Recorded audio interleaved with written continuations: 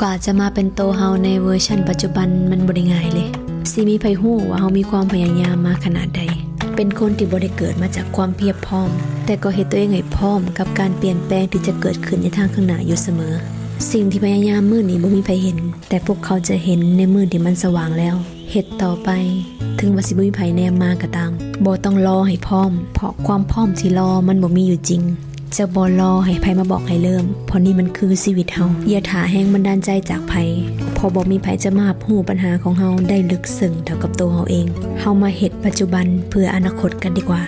ทุกๆมื้อที่ได้ลงมือทำมันคือการบ่มตัวเองถึงสิบ่มีไผเห็นก็บ่ฟ้าวให้ผู้ใดแนมมาพัฒนาตัวเองไปเรื่อยๆจนกว่าจะมีคนบอกว่าชีวิตเฮาโคตรจะมาไกลหากได้ยินเสียงผ่านเข้ามาในหูว่าคนแบบเฮาบ่น่าจะเฮ็ดได้นั่นแหละคือเสียงของความท้าทายเสียงนี้เลยคือแรงบันดาลใจถ้าอยากก้าวขาไปไกลแล้วไวกว่าคนอื่นอย่าสะดุดเสียงข้างทางอย่าเฝ้าพักข้างถ้ายังบ่ถึงจุดหมายอย่าอ่อนแออย่าเฝ้าหมดกำลังใจถ้าสองมือยังเฮ็ดได้สองขายังก้าวไหวจงเฮ็ดต่อไปจนกว่าจะสำเร็จอย่าให้เสียงดังกว่าการกระทำบ่เฝ้าประกาศให้ไผฮู้ปล่อยให้ผลงานเป็นตัวนำทุกๆการลงมือทำที่เจ้าสั่งสมมามันจะตอบแทนเจ้าอย่าง